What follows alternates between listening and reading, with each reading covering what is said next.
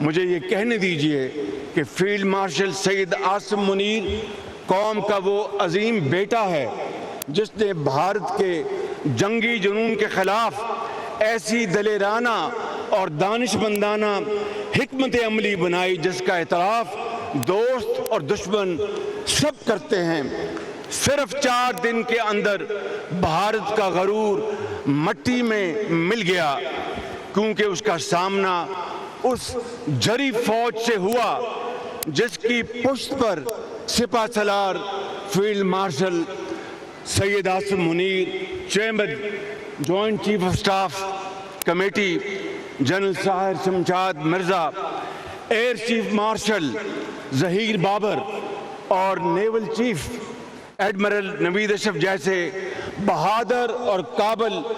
عسکری سالار کھڑے تھے، اور ان کی کمان میں وہ جوان تھے جنہوں نے بھارت کو تاریخ کا وہ سبق سکھایا جو اس کی آنے والی نسلیں بھی قیامت تک یاد رکھیں گی۔ آپ سب کو آج یوم آزادی کے 78 سال مکمل ہونے پر میں آپ سب کو دل کی اتھاہ گہرائیوں سے مبارکباد پیش کرتا ہوں، اور آج کا دن صرف کوئی عام دن نہیں، یہ ایک طویل تاریخ ہے جس کے ہر موڑ پر ہمارے بزرگوں کی قربانیاں، ہمارے شہیدوں کے لہو اور آزادی کے متوالوں کے جوش اور ولولے کی نشانیاں ہر جگہ نظر آتی ہیں۔ یہ محض آزادی کی جنگ نہیں تھی، بلکہ 2 قومی نظریے کی فتح تھی۔ معزز خواتین و حضرات، آج کے دن میں اپنی طرف سے اور آپ سب کی طرف سے بابائے قوم حضرت قائد اعظم محمد علی جناح، مفکر پاکستان علامہ محمد اقبال اور تحریک پاکستان کے تمام قائدین اور کارکنان کو بھی سلام عقیدت پیش کرتا ہوں، جن کی دور اندیش قیادت اور عظیم جدوجہد نے تاریخ اور جغرافیہ دونوں بدل ڈالے۔ جیسا کہ اسٹینلے والپورٹ نے، جو کہ ایک بہت مشہور تاریخ دان تھا، اس نے اپنی کتاب جناح پاکستان میں یہ لکھا کہ چند ہی لوگ تاریخ کا رخ موڑ پاتے ہیں اور اس سے بھی کم دنیا کا نقشہ بدلتے ہیں، اور شاید ہی کوئی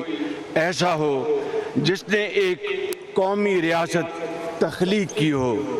لیکن محمد علی جناح نے یہ تینوں کام کر دکھائے اور پاکستان مارز وجود میں آیا۔ میرے عزیز اہل وطن، ہم نے اس جشن آزادی کو مارکہ حق کا نام دیا ہے۔ آپ جانتے ہیں کہ حال ہی میں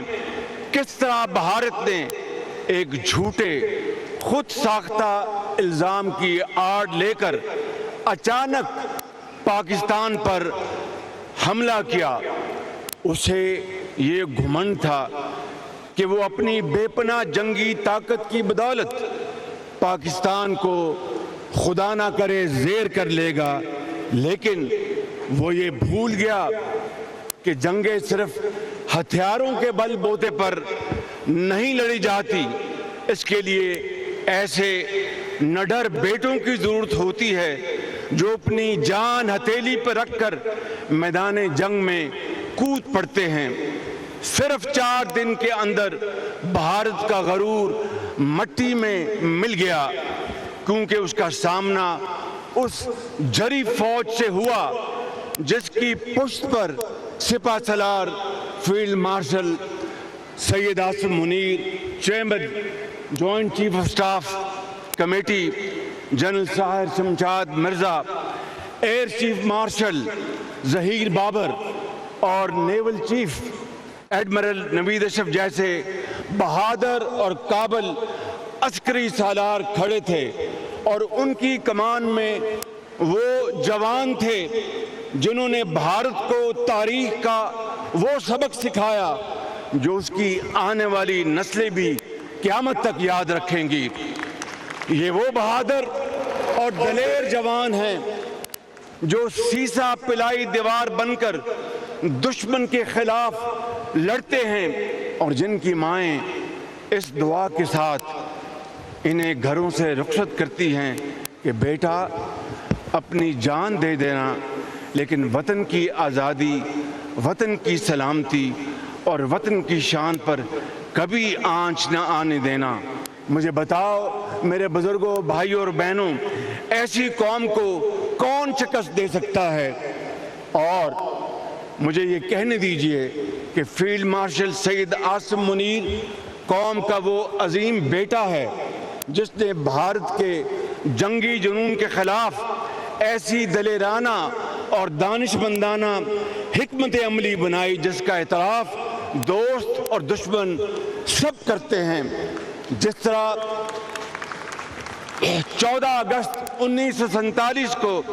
एक नए आज़ाद मुल्क ने जन्म लिया, इसी तरह 10 मई 2025 को एक नई कौम उभर कर सामने आई। मार्का हक ने साबित कर दिया कि हमारे आपके बुजुर्गों ने कुर्बानियाँ देकर जो आज़ादी हासिल की थी, हम उसकी हिफाजत करने की पूरी सलाहियत और ताकत रखते हैं।